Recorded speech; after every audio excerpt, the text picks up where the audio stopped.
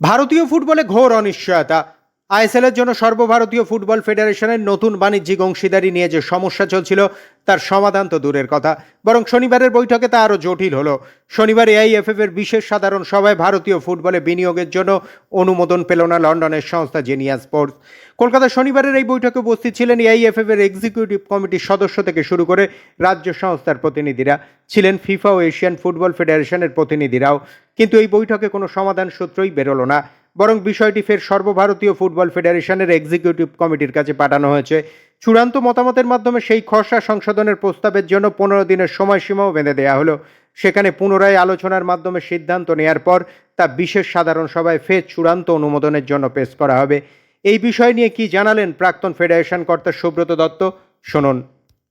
আজকে অন্যতম আলোচ্য বিষয় ছিল এআইএফএফ এর যে সংবিধান, সেই সংবিধানটাকে সম্মতি দেওয়া। কারণ এটা স্পেশাল জেনারেল বডি মিটিং ছিল, প্রত্যেক রাজ্যের প্রতিনিধিরা উপস্থিত ছিল এবং সেখানে ঠিক হলো যে আমাদের সংবিধানটাকে আমরা পুরোপুরি ন্যাশনাল স্পোর্টস গভর্নেন্স অ্যাক্ট অনুযায়ী তৈরি করব। কারণ আগেরটা যেটা ছিল সেটা সুপ্রিম কোর্টের দেওয়া কনস্টিটিউশন ছিল, তাতে ন্যাশনাল স্পোর্টস গভর্নেন্স অ্যাক্টের অনেক কিছুই ছিল না। তো নতুন কনস্টিটিউশন তৈরি হবে ন্যাশনাল স্পোর্টস গভর্নেন্স অ্যাক্ট অনুযায়ী, এবং সেই কনস্টিটিউশন আবার এই special general body meeting a place করা হবে। সেই সাধারণ সভায় আমরা আবার নতুন কনস্টিটিউশনটাকে গৃহীত করব এবং সম্মতি জানাবো, তারপরে সেটা লাগু হবে।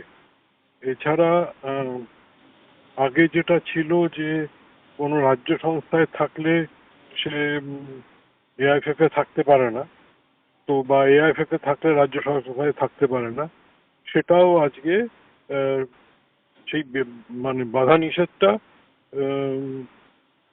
তুলে দেওয়া হল। এবং সেই বিধিনিষেধ আর থাকলো না। আর আরেকটা হলো জিনিয়া স্পোর্টস এর ব্যাপারটাও ছিল আজকে আলোচনায়। তো ক্লাবদের যেটা ওরা নিজেরা মানে সিদ্ধান্ত নিয়েছে মিটিং করে, সেটা নিয়েও আলোচনা হলো যে সেটা আমরা এক্সিকিউটিভ কমিটি মিটিং এ পাঠাবো এবং সেখান থেকে আবার এসজিএম এ আসবে, স্পেশাল জেনারেল বডি মিটিং এ আসবে, এসে সেখানে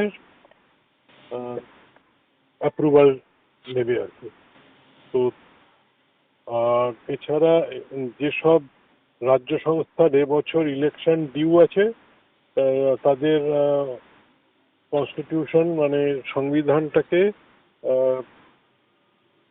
সংশোধন করে নিয়ে মানে national sports governance act NSG এর অনুযায়ী সংশোধন করে নিয়ে তারপরে তারা ইলেকশনটা করতে পারবে। আচ্ছা। আর যাদের ডিউ নেই তাদের কাছে সময় আছে, তারা পরের ইলেকশন মানে ইলেকশনের আগে তাদের করে নিতে হবে।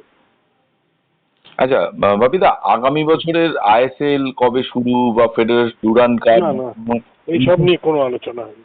আচ্ছা আচ্ছা, এইটা হচ্ছে আপনারা এখন মানে ওই এক্সিকিউটিভ কমিটিকে অনুমতি দিলেন, জিনিয়া স্পোর্টস এর ব্যাপারটা সিদ্ধান্ত নিয়ে আবার আপনাদের ফেরত দিয়ে দিতে হবে। আবার স্পেশাল জেনারেল বডি মিটিং এ লিস্ট করা হবে। হ্যাঁ, মানে জেনারেল বডি সেটা যদি সম্মতি দেয় তাহলে হয়ে গেল। আচ্ছা আচ্ছা আচ্ছা। আর ক্লাবগুলো যেটা চাইছিল যে আপনার আইএসএলটা নিয়ে যে কমার্শিয়াল বিষয়টা, ওইটাই এক্সিকিউটিভ কমিটি মিটিং এ আলোচনা হবে।